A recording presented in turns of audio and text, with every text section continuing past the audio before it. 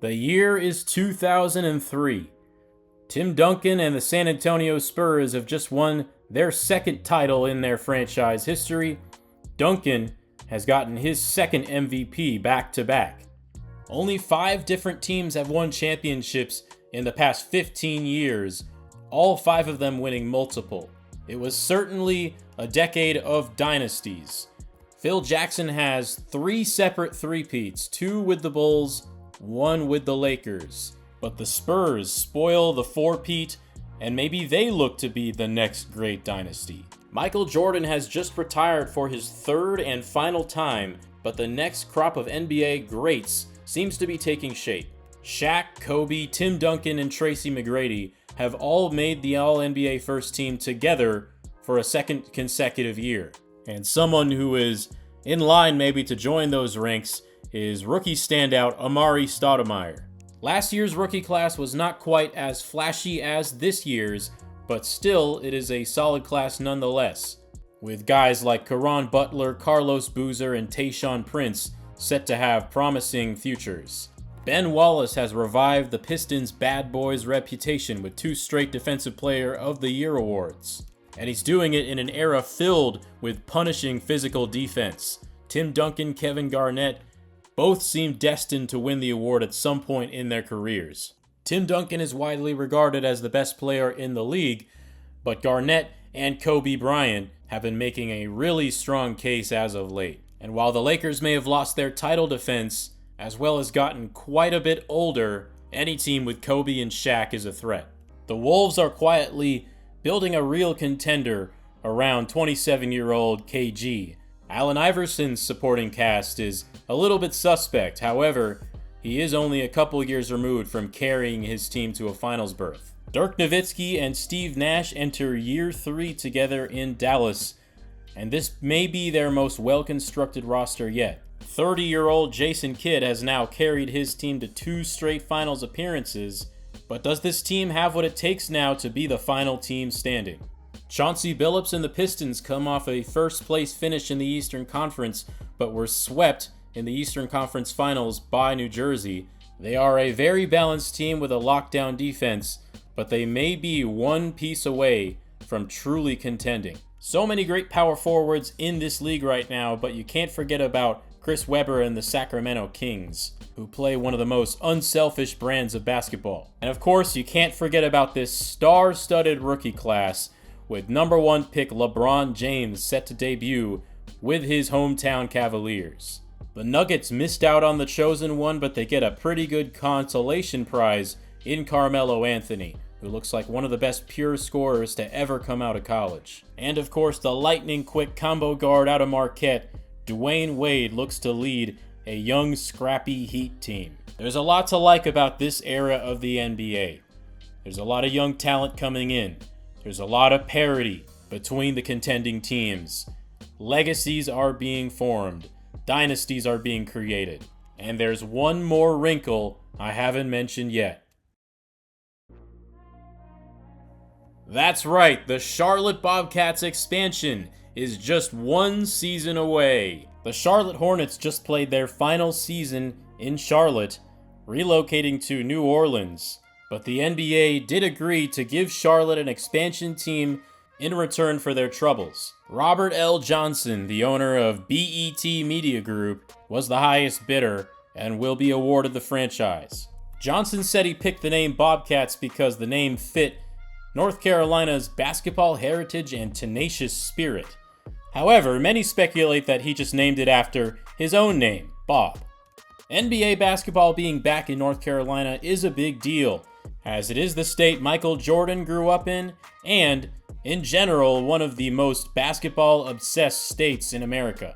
Unfortunately, though, the old Hornets failed to capture the hearts of Carolina basketball fans the way that college teams like Duke and North Carolina have. In fact, the attendance issues at Charlotte Coliseum were a big reason why the Hornets left.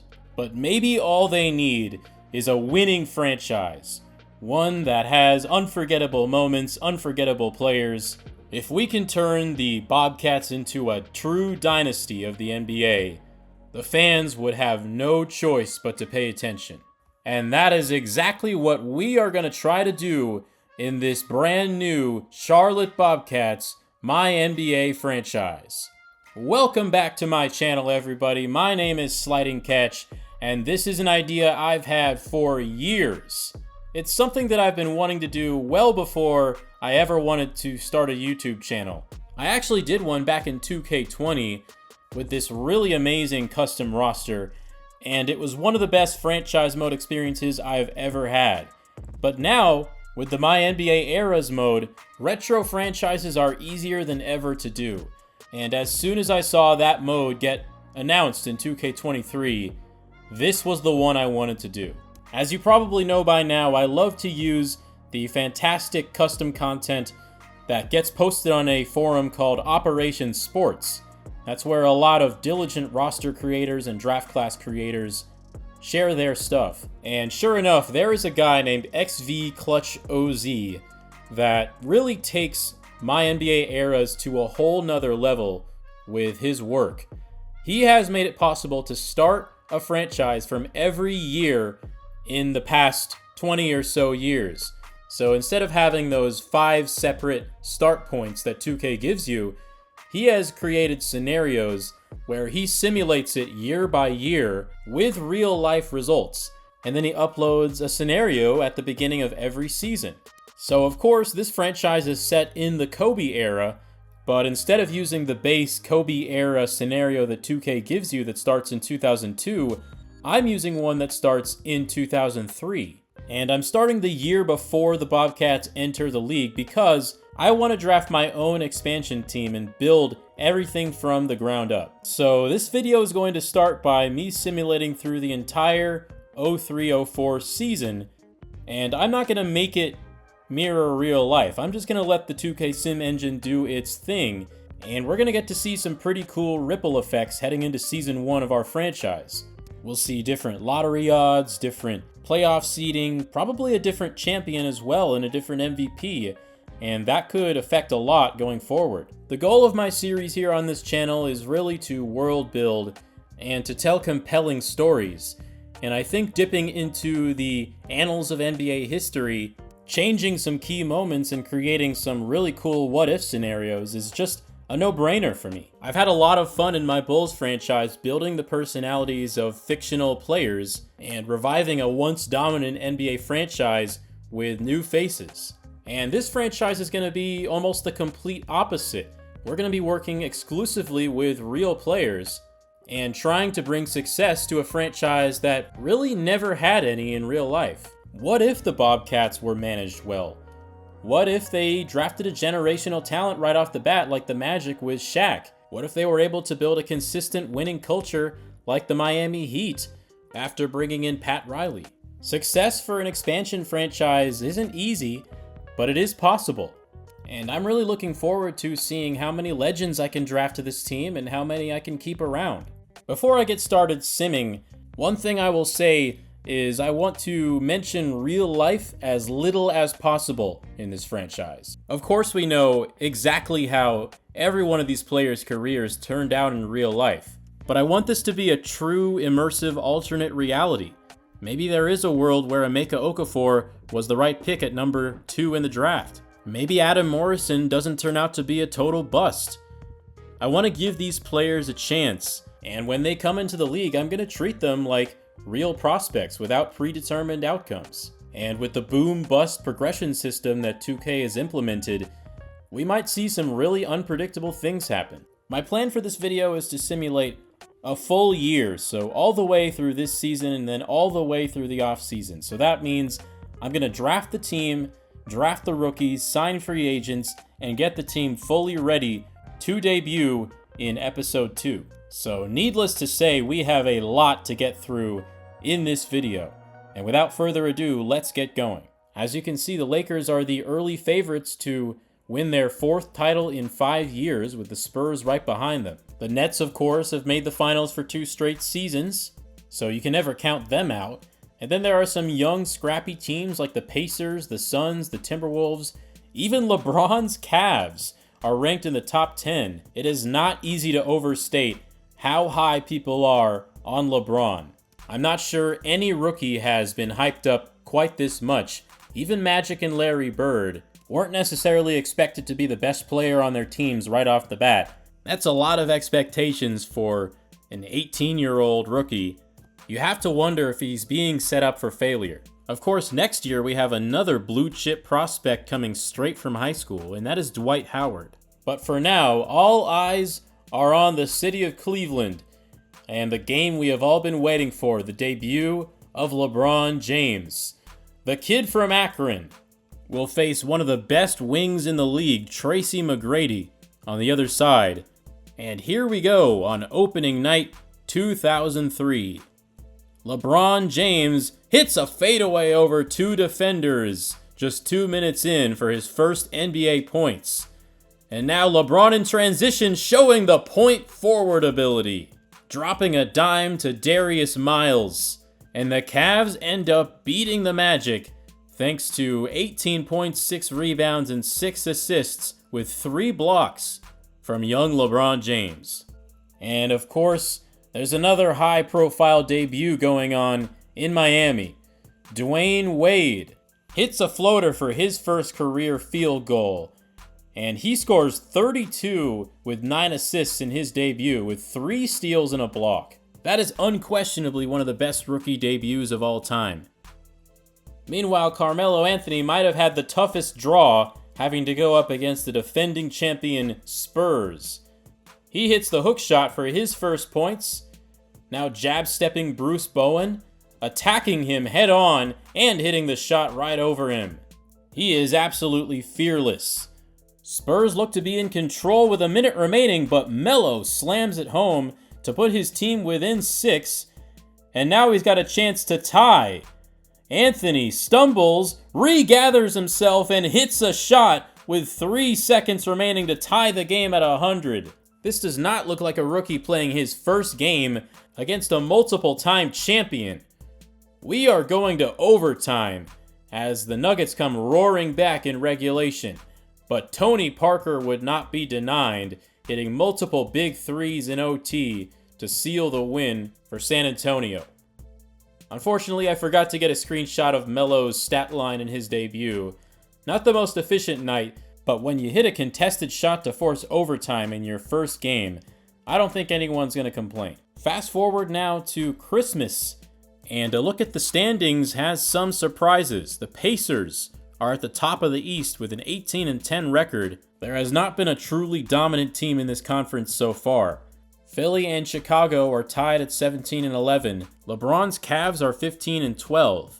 One team you might notice is missing from the playoff picture is the Detroit Pistons, who are 8-19 and 14th in the conference. That is not the start that anyone predicted for these Pistons, who are 4-17 in conference play. Meanwhile, the Timberwolves have the best record in the league at 21-7.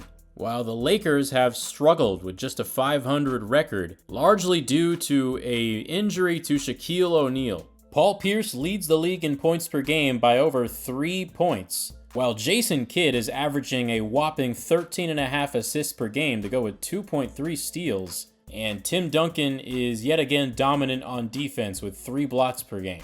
But the biggest story so far has been the early success of the Timberwolves, and Kevin Garnett is having the best season of his career so far with career-high efficiency, but it's been the supporting cast that's really helped this team break through to the next level. Sam Cassell is having an all-star caliber season. And checking in on LeBron, he is every bit the generational talent that everybody expected him to be. 24 points per game as a rookie. Our first trade of the season sends Bonzi Wells to Memphis in the first of a series of moves for Portland. You'll notice that this trade does actually mirror real life. I did do real life trades in year 1, at least when they made sense. And not too long afterwards, an even bigger trade goes down. Ricky Davis, who infamously thought that the Cavs were drafting LeBron to help him, is going to be shipped out the door just over 2 months into the season.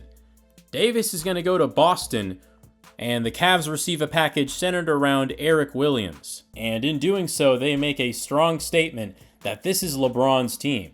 Doc Rivers is fired from the Orlando Magic, and the Blazers and Cavs make another trade, this time with each other, Darius Miles goes to Portland, and the Cavs get Jeff McInnes. And it felt like all those moves by the Blazers were leading up to a big blockbuster, and this is that blockbuster. Rasheed Wallace is on the move to Atlanta in exchange for Sharif Abdur-Rahim. So the two power forwards, who are the best players on their respective teams, get swapped for each other. The Hawks appear to be headed towards a rebuild. They do not believe they can contend with this current roster. Rasheed Wallace plays one single game for the Hawks, a loss to the Spurs, before being shipped off again.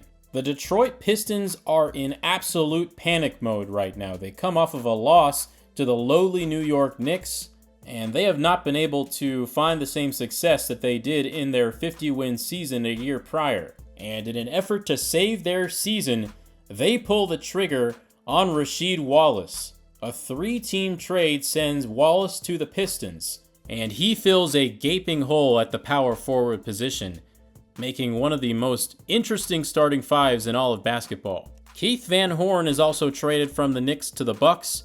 The Knicks get Tim Thomas in return, as well as young center Nazr Muhammad. And after about 15 games of Rasheed Wallace, the Pistons look to be back. They have gone 11-4 with Wallace in their lineup. Still, the Pacers remain the top team in the East, and they have now increased their lead to 5 games over Philadelphia. And the Pistons now sit in 10th place, tied with the Hawks, who will likely drop in the standings, and just a game behind the Raptors, led by rookie Chris Bosh. The Timberwolves have been dethroned at the top of the West by the Mavs and the Suns.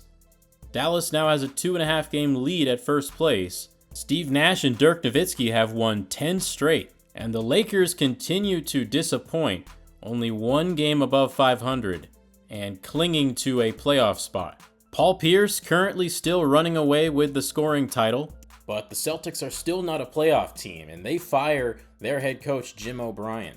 And the final trade of trade season sees Deshaun Stevenson going to the Magic from the Jazz. Byron Scott is also fired from the Nets after leading them to 2 straight finals. The team this year is okay, but not quite living up to expectations. And Lawrence Frank will look to lead the Nets the rest of the way. The awful New York Knicks fire Don Chaney and hire Lenny Wilkens.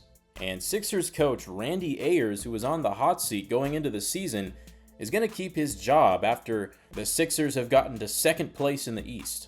The All-Star teams are set, and Tracy McGrady headlines the East. Jason Kidd, Paul Pierce also in the starting lineup with Jermaine O'Neal, but LeBron James is also named an All-Star in his first season.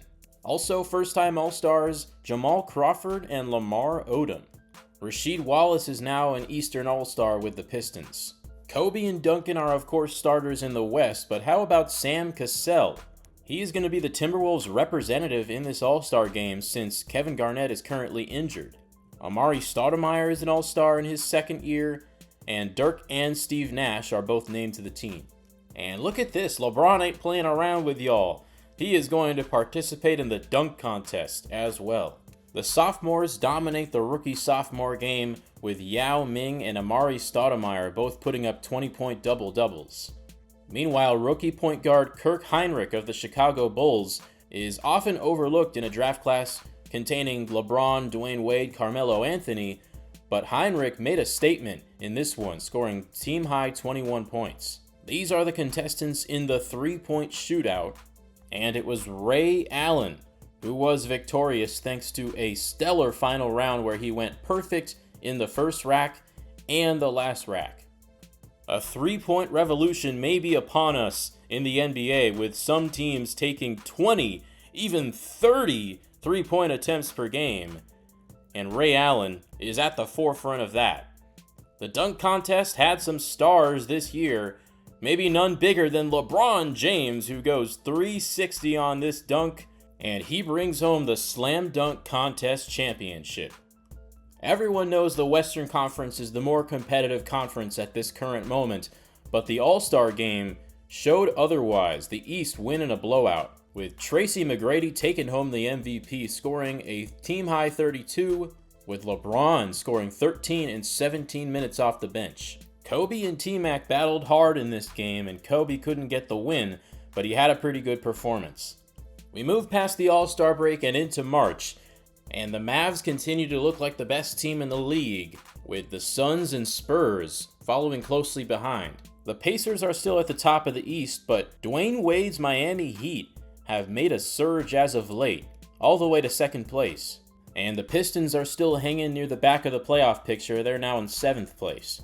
The Dwight Howard sweepstakes are heating up on the other side of things, and the New York Knicks are currently first in line with a league-worst 18-47 record. The Jazz are also vying for him, so are the Celtics and Bucks.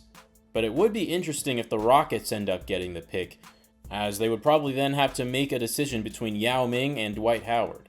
We near the end of the season, and the Pistons are finally over 500 at 41-38, and with just a few games remaining here, this Eastern Conference playoff picture is still very tight. The Mavs and Pacers have clinched first place in their respective conferences, and after a shaky start to the season, the Lakers are now 18 games over 500 and have clinched a playoff spot. Tim Duncan is the favorite to win his 3rd straight MVP, with Kevin Garnett and LeBron James behind him. And it goes without saying that LeBron will win Rookie of the Year with an all-time great rookie campaign, but this is a truly special draft class, with Carmelo Anthony and Dwayne Wade also averaging 20+. Chris Bosh and Kirk Heinrich also look like future stars. And Tim Duncan is your 2004 MVP, with over 14 rebounds, 4.5 stocks per game. Duncan has had his most dominant defensive season yet, and of course he is the Defensive Player of the Year. LeBron ends his rookie season averaging just under 26 a night, with 9 rebounds and 7 assists, over 1.5 steals and 1.5 blocks. As the great Michael Jordan once said, the ceiling is the roof for LeBron James. And in just his 2nd NBA season, Manu Ginobili wins 6th Man of the Year. Zach Randolph of the Trailblazers nearly doubles his stat line from last year and wins Most Improved in a landslide. And the Coach of the Year is Don Nelson, who coached the Mavs to 59-23, the best record in basketball. LeBron, Shaq, Kobe, and Kidd join Duncan on the All-NBA first team, while T-Mac only makes the second team, where he's accompanied by Gilbert Arenas, Kevin Garnett, Paul Pierce, and Dirk Nowitzki. And in his 2nd season, Amari Stoudemire is the All-NBA third-team center. Young Elton Brand quietly had a fantastic season for the LA Clippers, and Sam Cassell also makes the team for his first time. Here's the all-defensive first team, and the second team has a rookie Dwayne Wade, Sean Marion, and Ben Wallace, who comes off of 2 straight Defensive Player of the Years, only makes the second team this year, behind Marcus Camby. The all-rookie first team has no surprises, and the second team also has some really interesting players. Boris Diaw, Chris Kaman, and a very good Phoenix Suns team may have struck the jackpot with Leandro Barbosa. And we've made it all the way to the NBA playoffs. Here is the bracket, and some really interesting first round matchups here. In the East, it's Pacers, Pistons, LeBron versus Wade, Sixers versus Bulls, and Nets, Wizards. Meanwhile, the number 1 seed Mavericks in the West have a tough draw with a very talented 8 seed Sacramento Kings. KG takes on Shaq in the 4-5 series, while San Antonio will play Elton Brand and the Clippers. And lastly, Phoenix and Portland. Indiana sweeps the Pacers in the first round, and the Rasheed Wallace experiment will have to wait another year to see if it succeeds or not. The star of this series was Ron Artest, who put on perhaps the offensive performance of his life, and really won the mental battle with Detroit, getting in quite a few of what many might describe as cheap shots on Rasheed Wallace and the Pistons. Wallace, on the other hand, was largely contained, and this was a really tough series for him. After losing the series, he said in his post-game interview that both teams played hard, but you could tell by the way he said it that he was holding a lot back. These two teams do not like each other, and the Pistons fully expect to come back much stronger next year and take it to these Pacers. Indiana moves on to play the winner of this battle between two young superstars, and this was an equally lopsided affair, but maybe not in the way that a lot of people expected. Miami, who did not have home court advantage, sweeps the Cavs. And Dwayne Wade was absolutely magnificent. LeBron did everything he could, but at the end of the day, he was not as efficient, shooting just 11% from deep. So now we move on to the 2-seeded Nets versus the 7-seeded Wizards. Washington wins Game 1 by 4, surviving a brilliant Jason Kidd triple-double. But Kidd never took his foot off the gas, continuing to put up eye-popping performances and winning the next 4 games over the Wizards. And he puts up a triple-double in all but one of his first-round games. And the one game that he didn't, he was pretty darn close. These first-round series in the East have not been very competitive. But then you get to Sixers-Bulls, which was an absolute bloodbath. Philly wins the first 2 games thanks to game-winning shots from Aaron McKie in both. And Allen Iverson drops 44 in Game 2. Jamal Crawford keeps the Bulls from going down 3-0 in Game 3, putting up 30 and 10. But Philly bounces back in Game 4, taking a 3-1 lead. But the Bulls did not back down. 14-point win in Game 5. 2-point win in Game 6, and this time it was Kirk Heinrich making plays down the stretch. And in a deciding Game 7, Chicago pulls away in the third quarter, defeating Allen Iverson and the Sixers. Chicago's future has been uncertain ever since they lost Jordan, but it appears with a balanced roster headlined by Kirk Heinrich, Jamal Crawford, and Eddie Curry, the Bulls are in good hands. By the way, Crawford has been playing through a hyperextended shoulder that entire series. The West was even wackier, and it all started when the Kings beat the Mavs in Game 1 of this 1-8 series. And then they won Game 2. And then they win Game 3. What is going on in Dallas? The Mavs, who had the best record in the league, get swept in the first round by the Kings. And it certainly wasn't Steve Nash's fault, who averaged a 27-point double-double. Instead, much of the blame will fall on Dirk Nowitzki, who shot only 43% from the field and struggled to find any sort of consistency. But the madness doesn't end there. The Lakers, the winners of 3 of the last 4 titles, run into some trouble against Kevin Garnett and the Timberwolves. They lose games 1 and 2. They do come back and win game 3, but fall behind 3-1 thanks to 38 and 10 from Garnett in game 4, outlasting a 45-point performance from Kobe. The Lakers then stave off elimination in game 5, but in game 6, it's Sam Cassell putting on a show in an 18-point win for the Wolves. Kobe's got to be really pissed after this first round loss, as he scored 33 points per game on flaming hot efficiency. But it's clear that Kevin Garnett is a bona fide superstar and a player that is bound to win some hardware in his career. Now we have Suns Blazers, and this wasn't much of a contest. Portland, who traded away their star Rasheed Wallace earlier in the year, has been a shell of its former self. Sharif Abdur-Rahim not able to manage more than 1 win, which came in game 3. Amari Stoudemire's electrifying athleticism in the paint leads the Suns to a 5-game series win. Stoudemire averaged 26 and 11 with 3.5 blocks in the series, while his running mate, Stephon Marbury, has 32 points in the closeout game. Phoenix now moves on to play the winner of Clippers-Spurs, and again, an expected contender finds themselves in a little trouble. Elton Brand was ready for this matchup, scoring 39 points in a Game 1 win over San Antonio, and then goes and scores 33 in Game 2. The Spurs, in a 2-0 hole, climb out of it with a 28-point win in Game 3, and then they tie it up in a tight one in Game 4.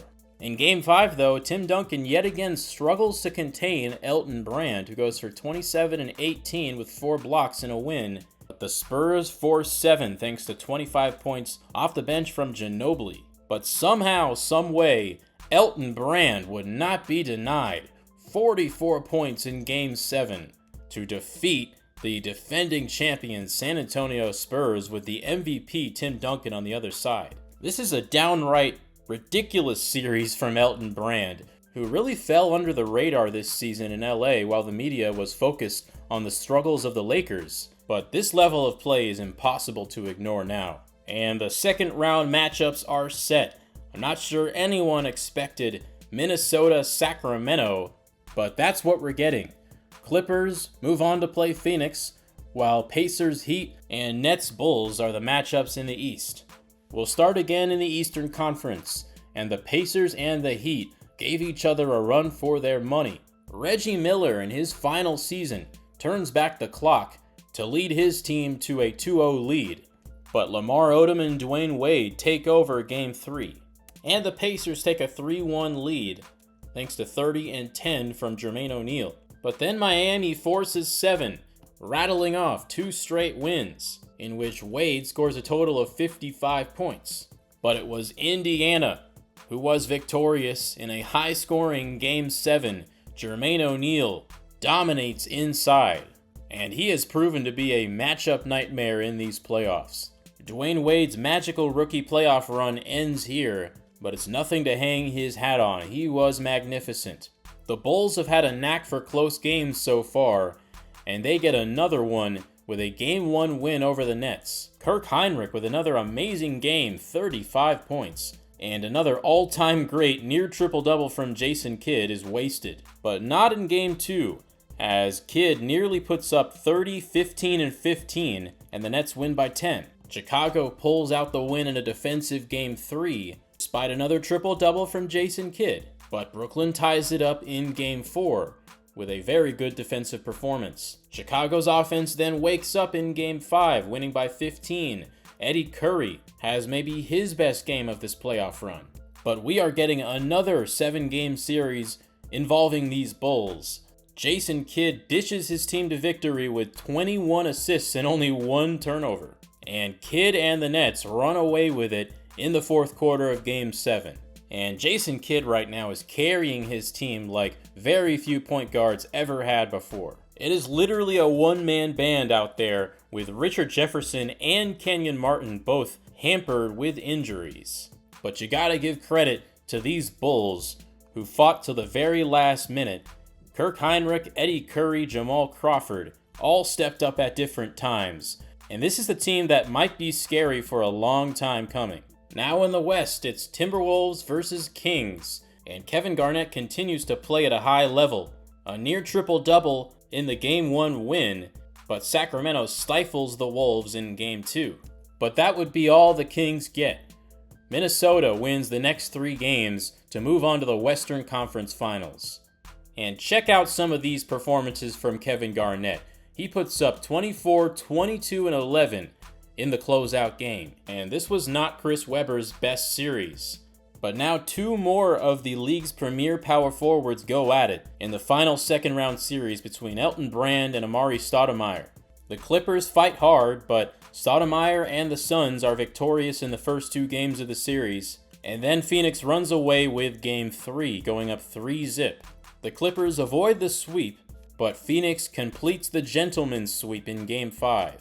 Marbury with another excellent closeout performance, and Stoudemire continues to take the league by storm. And weirdly enough, Elton Brand had a harder time with Amari Stoudemire than he did with Tim Duncan.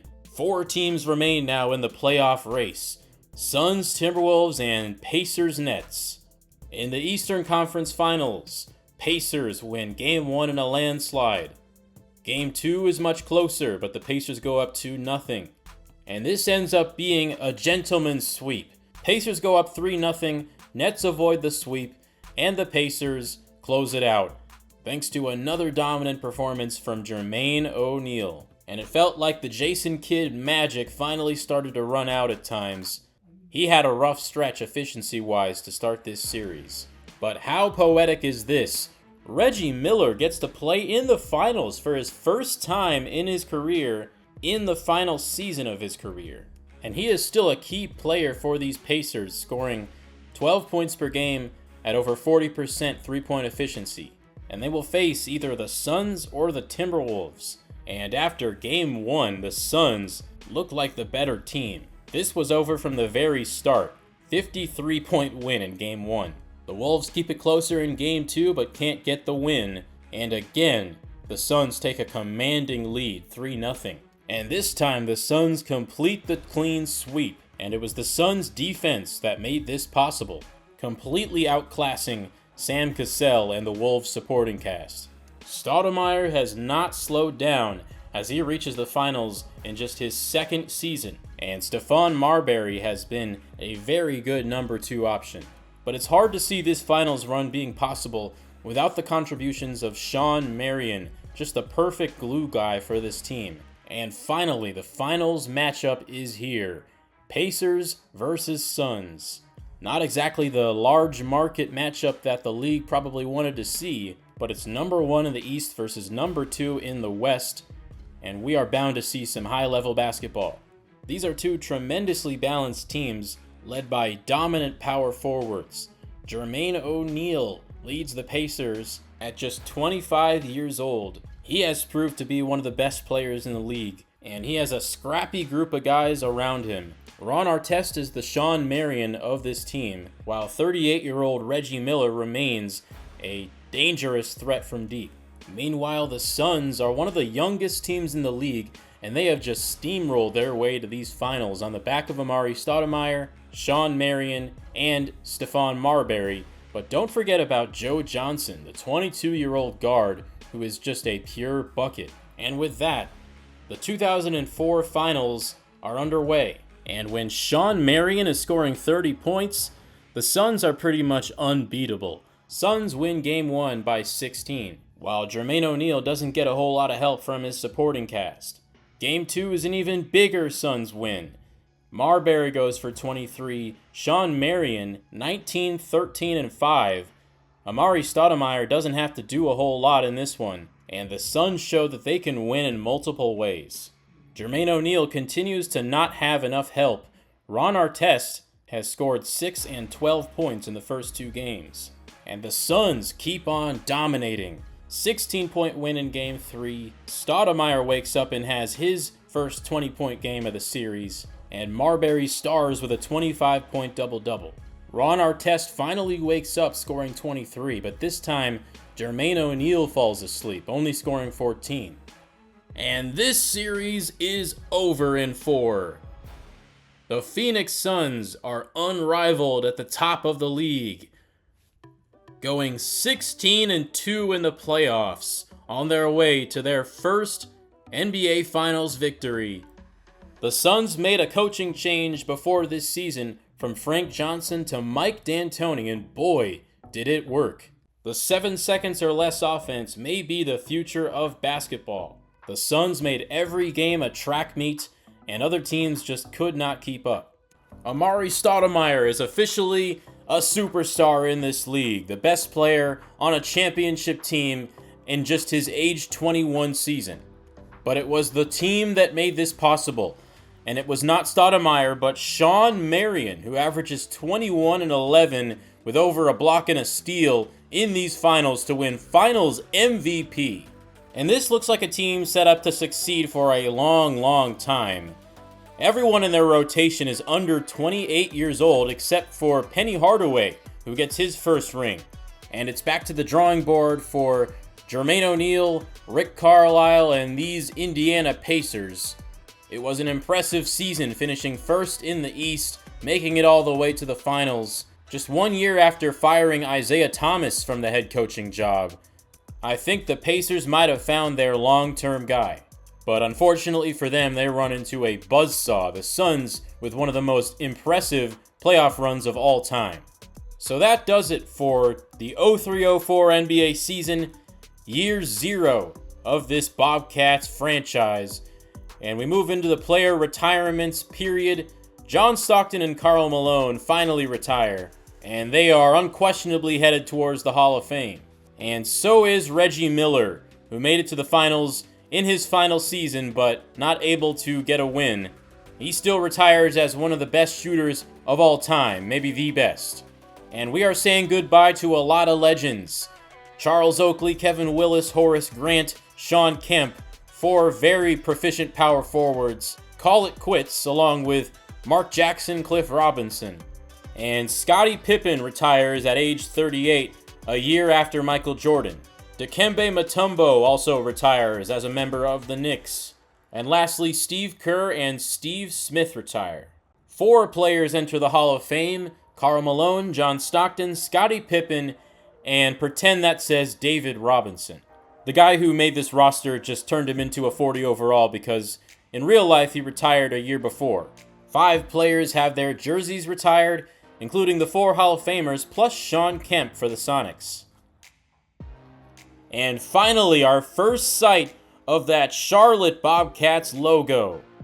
The NBA has its 30th franchise, and it's time to take over.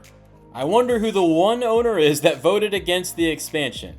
And of course, we will enter the Southeast Division with the Hawks, Heat, Magic, and Wizards. Remember, divisions still matter in this time period of the NBA. A division championship guarantees you a top 4 seed. And if you watched my latest Bulls franchise video, you may recognize this name. Liz McDonald is a fairly minor character in that franchise, but she was the first female head coach in NBA history when she took over the Charlotte Hornets in the middle of Season 1, and over the course of the franchise, she was able to engineer one of the league's top offenses. And this franchise is going to be her origin story. She is going to start off as the GM of the newly expanded Charlotte Bobcats. If you remember, Greg Popovich didn't start as the head coach of the Spurs. He started as the GM, and then he fired the head coach and took over himself. Maybe at some point during this series, we could see that happen with Liz McDonald. I think that would be a really cool story. As per NBA rules, expansion teams cannot participate in the lottery. Instead, we are automatically granted the number 4 overall pick. But there are 13 other teams hoping for that number 1 and the chance to draft Dwight Howard. The Knicks have the highest probability at 25%. Here we are at pick number 4, and the Hawks pick, which had the 6th highest odds, moves into the top 3. And they also have the number 9 overall pick from Milwaukee. And Boston, who had the 5th best odds, moves to number 2. And that bumps the Jazz and Hornets, who had top 3 odds, down to number 5 and 6. And that means the number 1 pick does go to the team with the worst record, the New York Knicks.